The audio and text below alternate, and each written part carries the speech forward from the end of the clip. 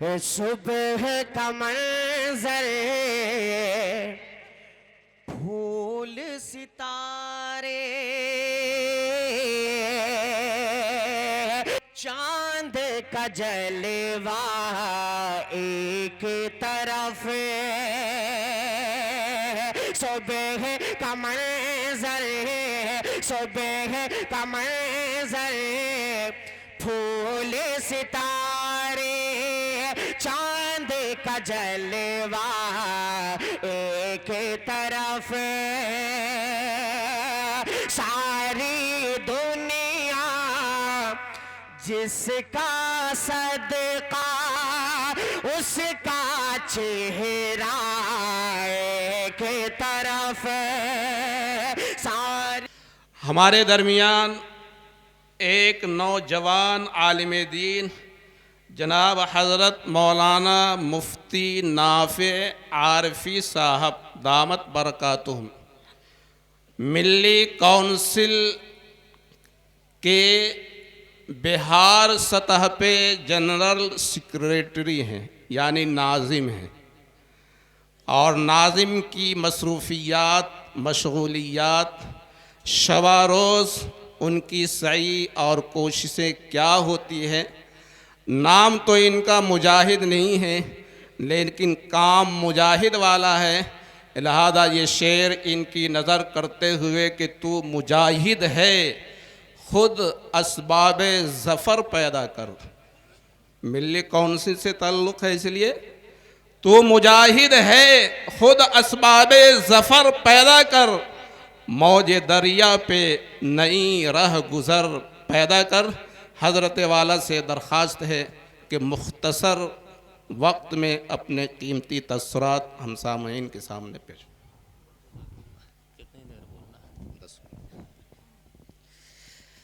بسم اللہ الرحمن الرحیم وبہ نستعین وصلی اللہ علی نبینا محمد وعلی آلہ واصحابہ واہل بیتہ اجمعین وبعد اعوذ باللہ من الشیطان الرجیم بسم اللہ الرحمن الرحیم یا ایہا الناس انی رسول اللہ الیکم جمیعا صدق اللہ العظیم۔ شہنشی پر جلوہ افروز ہمارے مربی اور استاذ محترم حضرت مولانا اقبال صاحب دامت برکاتہم،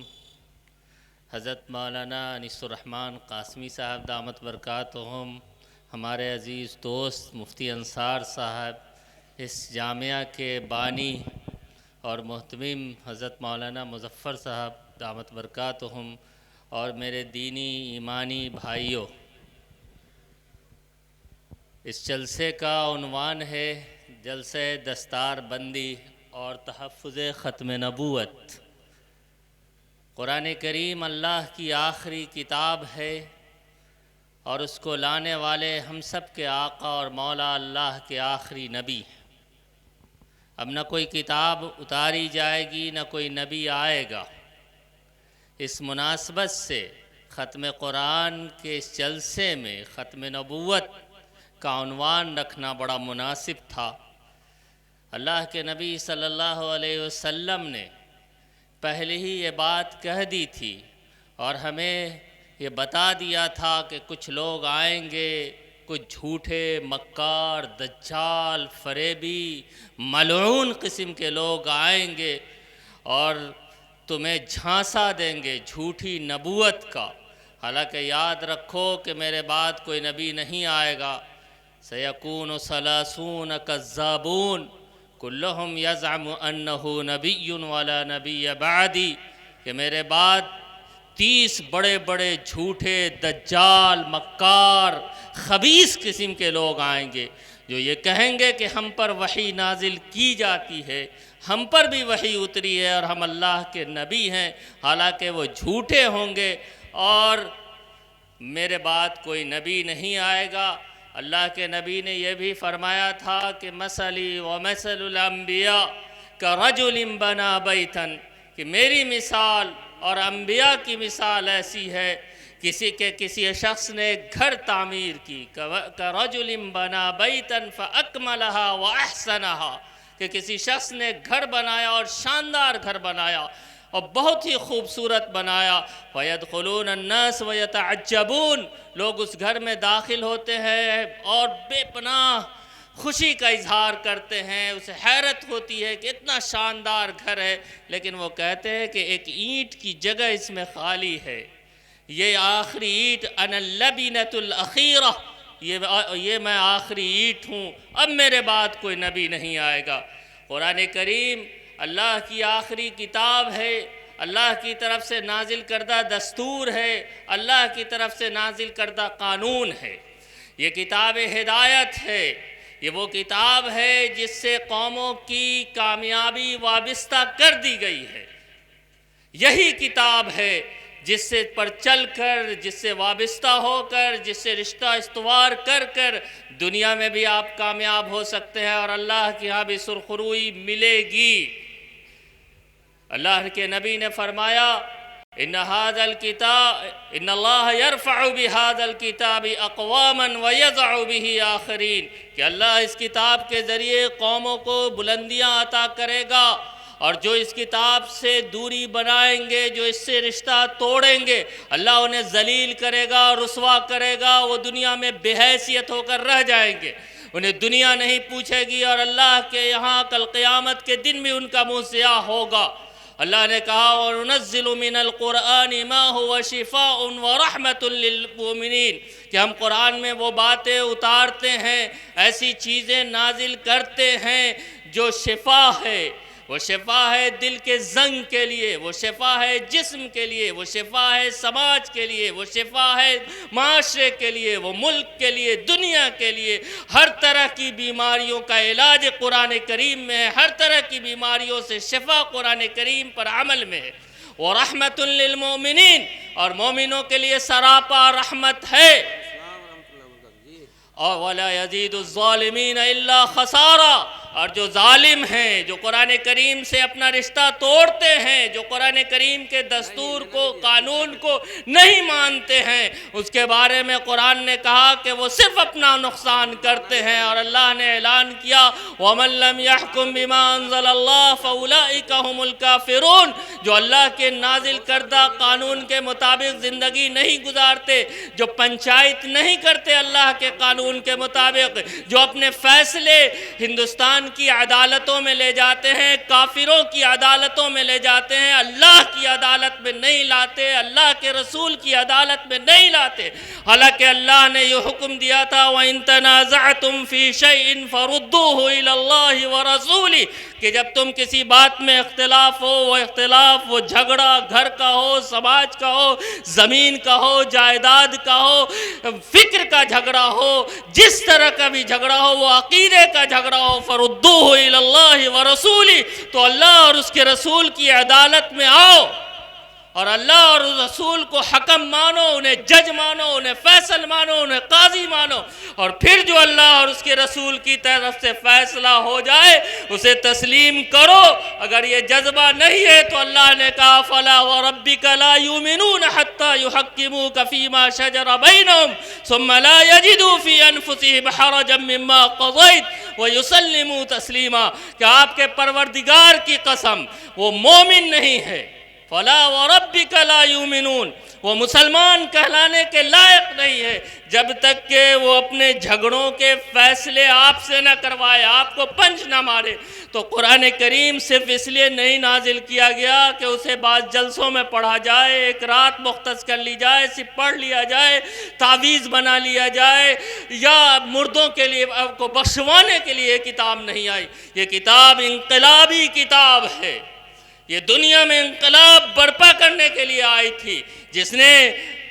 تاریخ کا رخ موڑ دیا تھا. یہ وہ کتاب ہے جس کے ماننے والے چند ہزار نے پوری دنیا کو فتح کیا، اور ان سے قرآن نے مخاطب ہو کر کہا وَإِلَّا تَفْعَلُوا تَكُنْ فِتْنَةٌ وَفَسَادٌ قَرِيبٌ، اگر تم لوگ کھڑے نہیں ہوگے مسلمانوں، اس کتاب کے ماننے والوں، اگر اس انقلابی دستور کو، اس انقلابی نظام کو لے کر دنیا میں نہیں کھڑے ہوئے، تَكُنْ فِتْنَةٌ، بڑے بڑے فتنے برپا ہوں گے، اور فساد کبیر، پوری دنیا تباہ ہو جائے گی. مسلمانوں کی ذمہ داری ہے، اس کتاب پر ایمان رکھنے والوں کی ذمہ داری ہے، اس قرآن کریم کو ماننے والوں کی ذمہ داری ہے کہ وہ گاؤں گاؤں، شہر شہر، قریہ قریہ گھومیں، اس کتاب کی تعلیم کو عام کریں، اسے سمجھائیں اور اس کے ترجمے بانٹیں، اسے ترجمے کو تقسیم کریں، ہر فرد تک اللہ کا پیغام پہنچا دیں، کیونکہ رسول اللہ نے کہا تھا فَلْيُبَلِّغِ الشَّاهِدُ مِنْكُمُ الْغَائِبَ، جو جان رہا ہے، جو موجود ہے، جو گواہ ہے اس کا، جو اس کی سچائی کو قبول کرتا ہے، وہ نہ ماننے والے کو، نہ جاننے والے تک بات پہنچا دے، ورنہ اللہ کے حضور ہم مجرم ہوں گے۔ اور یہ جو نئی نئی نبوتوں کے ڈھکوسلے کیے جا رہے ہیں، شکیل ابن حنیف جیسا مکار، کذاب، دجال، جھوٹا، ملعون جو ہمارے علاقے سے اٹھتا ہے اور نبوت کا دعویٰ کرتا ہے، اس جیسے سینکڑوں جو اٹھتے ہیں، وہ اس لیے ہیں کہ ہم نے اپنی نسلوں کو قرآن کریم کی تعلیم سے آگاہ نہیں کیا۔ ہماری اکثریت صرف قرآن کریم کی خواندگی کرتی ہے، بلکہ زیادہ تر تو خواندگی بھی نہیں کرتی ہے۔ جو پڑھنا جانتے ہیں وہ سمجھتے نہیں ہیں، اور جو سمجھتے ہیں اس پر عمل نہیں کرتے ہیں۔ اللہ کرے کہ یہ جلسہ بارآور ثابت ہو، اس کے برکات دکھنے میں آئے، اور اس کی برکتوں سے ہم قرآن کریم کو سمجھنے کی کوشش کریں، اس کے آفاقی پیغام کو، اس کے عالمی پیغام کو عالم انسانی تک پہنچانے کی جد و جہد کریں۔ قرآن کریم نے سب کچھ کھول کھول کر بتا دیا ہے کہ ہمیں اپنوں کے ساتھ کیا سلوک کرنا ہے، برادران وطن کے ساتھ کیسے رہنا ہے، انہیں کس طرح کرنا ہے، ان کے ساتھ مل کر بیٹھیں۔ جیسا ہمارے دوست مولانا انصار صاحب نے کہا، ان سے دوستی کریں، ان سے موالات کریں، انہیں قرآن کریم ہدیہ میں دیں، ہندی ترجمے دیں، جو دیگر، اب تو میتھلی میں بھی قرآن کریم کا ترجمہ آ گیا ہے، میتھلی ترجمے دے، جو زبان جانتا ہے اس میں قرآن کریم کا ترجمہ دے، کیونکہ اللہ کا مقصد یہ ہے کہ قرآن ہر قوم تک پہنچے۔ وَمَا أَرْسَلْنَا مِن رَسُولٍ إِلَّا بِلِسَانِ قَوْمِهِ، تو قوم جو زبان بولتی ہے، ملک کے لوگ جو زبان بولتے ہیں، ملک کے لوگ جو زبان سمجھتے ہیں، اس زبان میں ہم قرآن کریم کے پیغام کو، اس کی حقانیت کو، نبی آخر الزمان صلی اللہ علیہ وسلم کی رسالت کو سمجھائیں۔ ھذا وصلی اللہ علی نبینا محمد وعلی آلہ وصحبہ واہل بیتہ اجمعین۔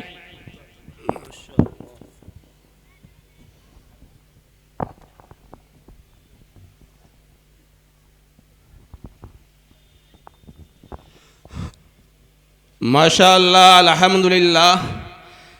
یہ کسی شخصیت کے تعارف کا موقع نہیں ہے، لیکن آپ کے لیے اتنا جاننا ضروری ہے کہ جس عظیم شخصیت کا آپ بیان سن رہے تھے، ان کی نسبت اتنی اونچی ہے کہ آپ آسمان کی طرف سر اٹھائیں گے تو آپ کی ٹوپی گر جائے گی۔ جناب حضرت مولانا عارف صاحب ہر سنگھ پوری رحمت اللہ علیہ، اس خاندان اور خانوادے سے حضرت مفتی صاحب کا تعلق ہے۔ اور آپ کو پتہ ہے مولانا عارف صاحب کون تھے؟ امیر شریعت رابع